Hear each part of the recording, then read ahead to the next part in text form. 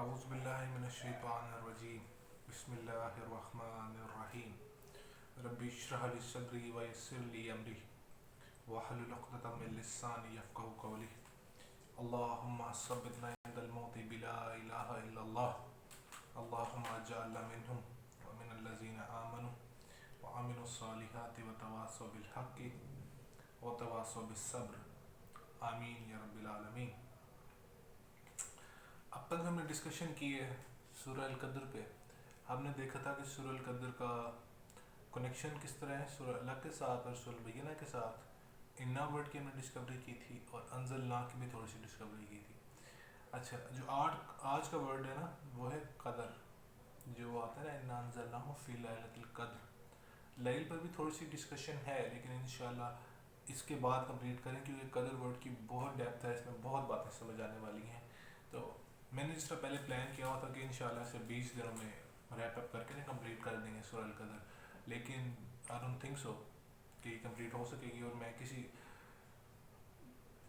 جلدی میں بھی نہیں ہوں کہ میں جلدی اس کو کمپلیٹ کروں۔ بالا سے 20 دن میں ایک آیا ہوتی ہے، 2 آیا ہوتی ہیں، کمپلیٹ سورہ کمپلیٹ ہو جاتی ہے، یہ اللہ کی پھر مرضی ہے۔ بہرحال آج کا جو ہمارا ورڈ ہے نا قدر، قدر کا ہم دیکھتے ہیں کہ پہلے عربک میں گرامر میں کیا میننگ ہے، کس طرح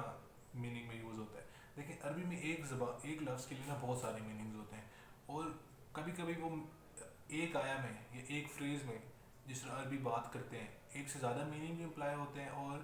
ایک میننگ بھی اپلائی ہوتا ہے۔ ہم دیکھیں گے پہلے قرآن مجید میں قدر ورڈ کس طرح یوز ہوا ہے کہ اللہ تعالیٰ کہہ رہے ہیں انا انزلناہ فی لیلۃ القدر، یہ لیلۃ القدر والی یہ قدر والی رات ہے جس میں نے نازل کی ہے۔ ہم دیکھیں گے اور جگہ قدر کس طرح میننگ میں یوز ہوتا ہے۔ تو قدر کے نا 3 میننگ ہیں کم از کم۔ وہ ہے قدر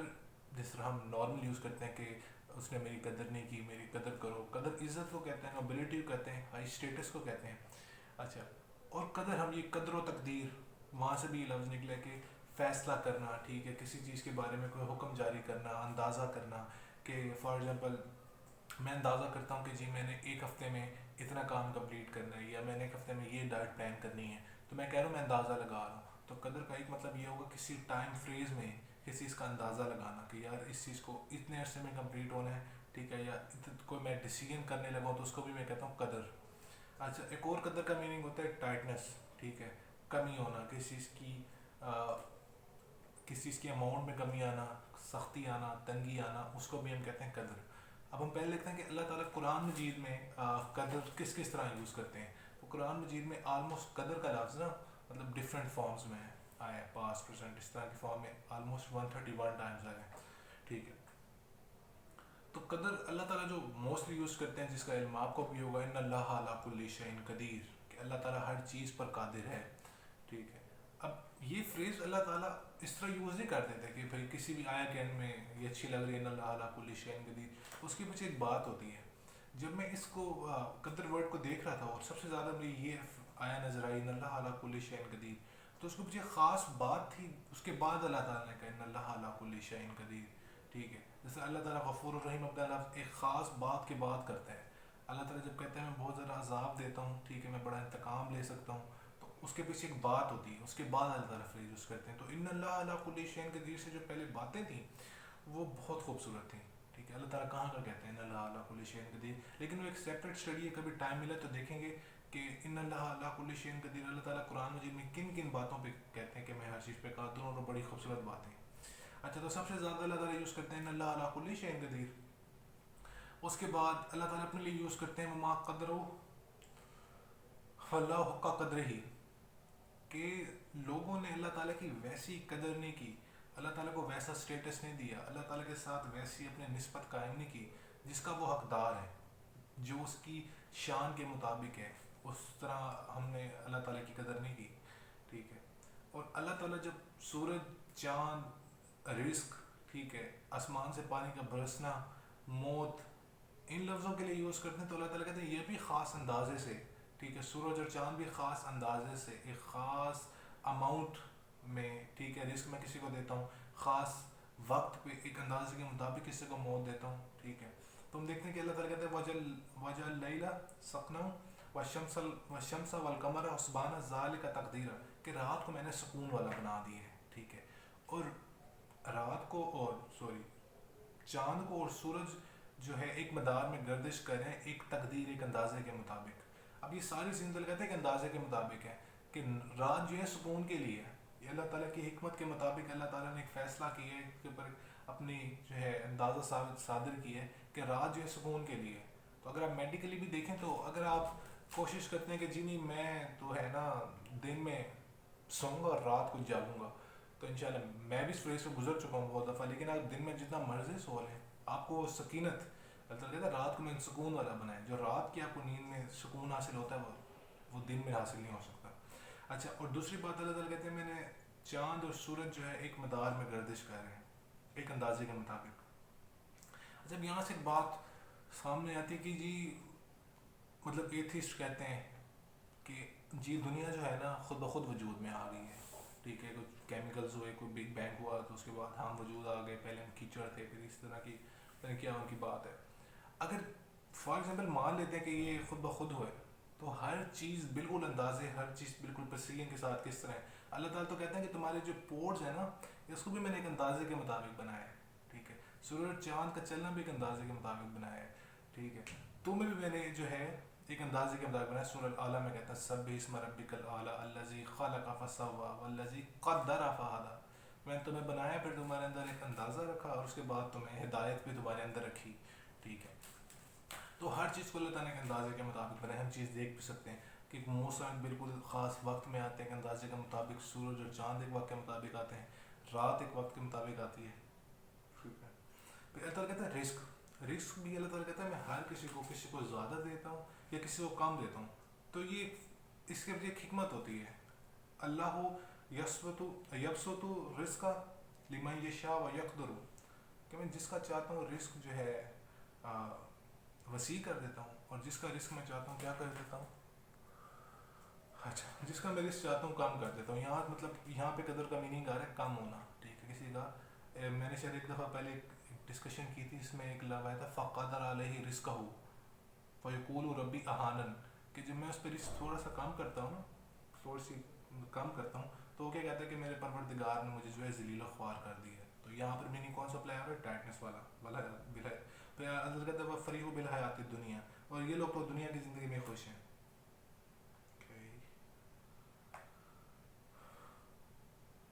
ادھر کہتے ہیں انا کل شیء خلقناہ بقدرہ، اللہ تعالیٰ نے ہر چیز کو، ہر ذی حیات کو ایک قدر کے مطابق بنایا، ایک اندازے کے مطابق بنایا ہے۔ ادھر کہتے ہیں نحن قدرنا بینکم الموت، میں نے تمہارے بیچ میں جو موت ہے نا وہ بھی ایک اندازے کے مطابق رکھی ہے، ٹھیک ہے، تاکہ تم یہ نہ ہو کہ کسی کی ارلی ایج میں ڈیتھ ہو رہی ہے، کسی کی لیٹ ایج میں ڈیتھ ہو رہی ہے، اللہ تعالیٰ کے اندازے ہیں اپنی حکمت کے مطابق۔ اچھا، اس چیز کو تقدیر کے فیصلوں کو سمجھنے کے لیے نا کہ ہم کبھی پریشان ہو جاتے ہیں کہ ہمارے ساتھ اس طرح کیوں ہوا، اللہ تعالیٰ کی اس کے پیچھے کیا حکمت ہوگی، آپ سورہ کہف میں جو لاسٹ سٹوری آئی ہے نا حضرت موسیٰ علیہ السلام کی حضرت خضر علیہ السلام کے ساتھ، وہ آپ پڑھیں تو انشاءاللہ آپ کو کافی باتیں اس میں سمجھ آئیں گی۔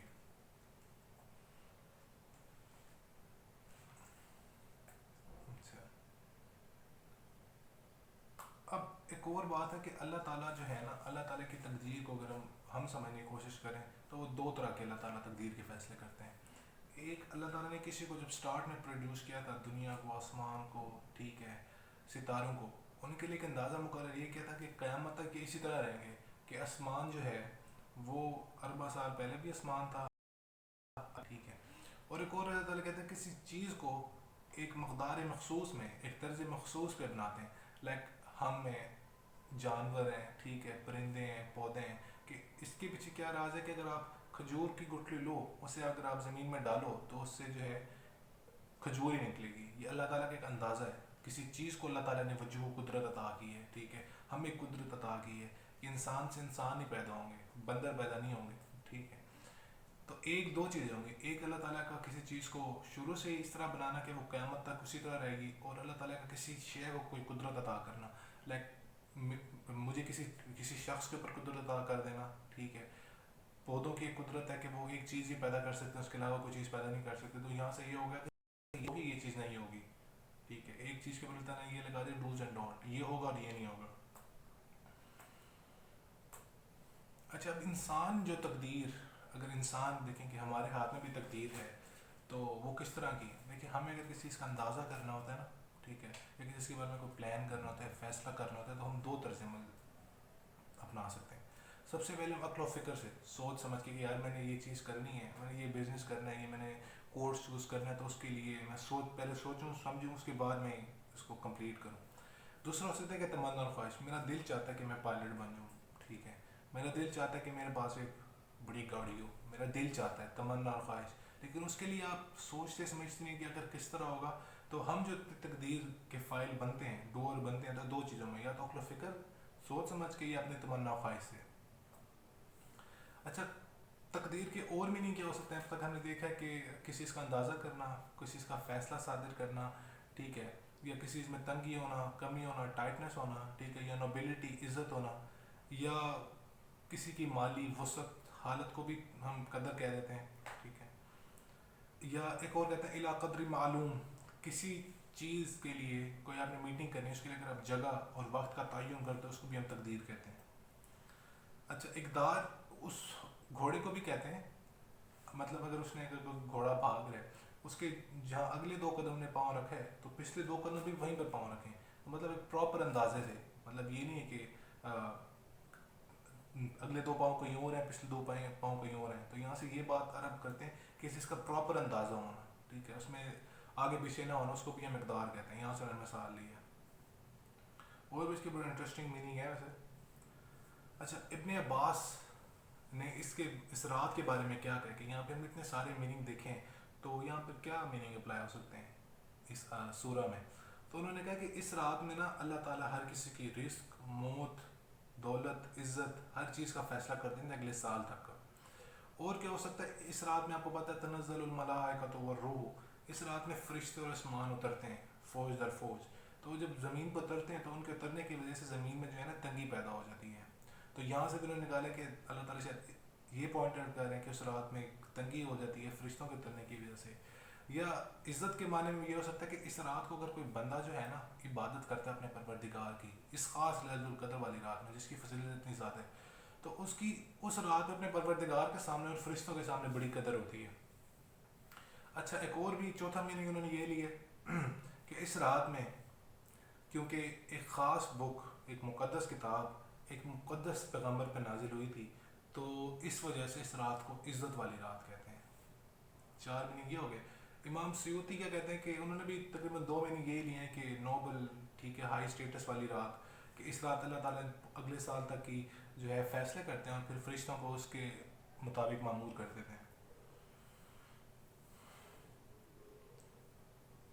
ظہری نے بھی تقریباً یہی بات کی ہے. تو انشاءاللہ اس بات کو یہیں تک کنکلوڈ کرتے ہیں. اس میں بھی شاید ایک دو دن لگ جائیں قدر کے معنی کو کور کرنے میں،